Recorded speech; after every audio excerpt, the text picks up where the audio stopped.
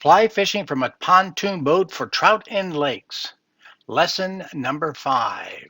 My fishing techniques.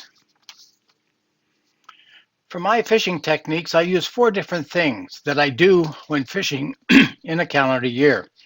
I use a fly fishing database developed in Excel 5 to help me organize the types of flies for the next year. At the beginning of the year, I set up a fish calendar with the information I want to see before choosing the location of the lake that I will be fishing. I tie my own leaders based on a formula that I designed only for lakes. There are certain things I do when I approach a lake for the first year. These things change as the weather warms up and more lakes are available to fish. Here's what the fly tying database looks like. I use a database for fly tying that makes it easy for me to determine the number of flies and what materials I will need for the next year's fishing trips. I also keep track of the number of flies I've tied and how many are left to tie. I have a workbook that counts down the days until the first fishing trip of the year, so I can schedule the days I need to tie to complete my flies in time to go fishing. Here are the fields that I use in this database. It's an Excel 5 spreadsheet, and here's the following information.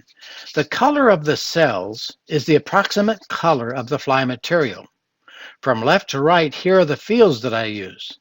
The first is a number field. The number I want to do will appear when I choose the hook size to make. The next field shows me the name of the fly. Then list of materials used, which shows the color of the material and the name. Then hackle if it's in the front. Then body material that is used. Then body hackle if it is used. Then the tail material by color, and if flash is added, that's identified as well. Then material for the wing casing if it is used. I code for weighted and unweighted flies. Under the hook size, I set the number to appear bold if it is weighted. Then I select hooks by size. I place a number in these fields that are totaled by the to-do field. At the bottom of the to-do field, it shows the number of flies to tie, and on the right they're broken down by number, size, and whether they're weighted or unweighted.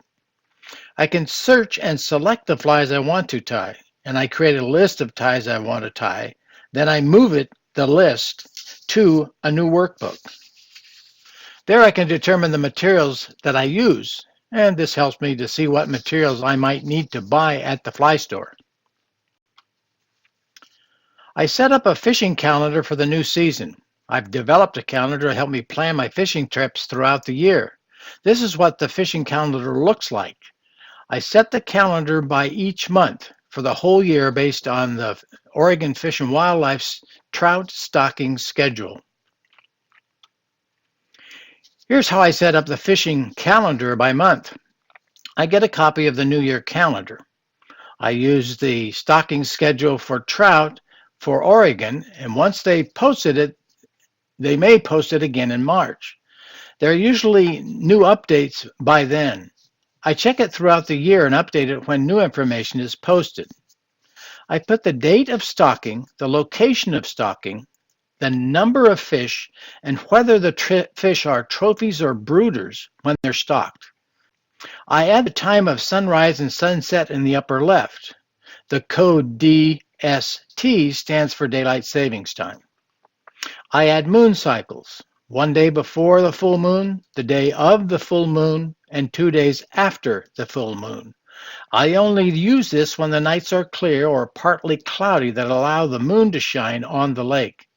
They are coded blue on the calendar. Full moon is a dark blue, the others are light blue. I recheck the Oregon trout stocking schedule and update it when it changed. A week before my trip, I add the estimated temperature for all the lakes that I might fish.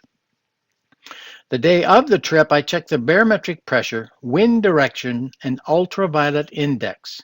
In some cases, the direction of the wind can identify how the fish are feeding. It's an old saying, but here's how it goes. Wind from the north, don't go forth. Wind from the south, fish will take the fly in their mouth. Wind from the west, fishing is the best. And wind from the east, fish will bite the least. In the majority of my trips, this usually holds true. I add a green cell with the date I plan to fish on the same line as the lake I plan to fish. I may code 2 lakes and then wait to see which one is best the day I plan my trip. I add the number of fish caught in the lake after the trip on the time field next to the green cell. I add new lakes I want to try this year and also include driving times to these lakes. Both these items are done on an Excel 5 spreadsheet.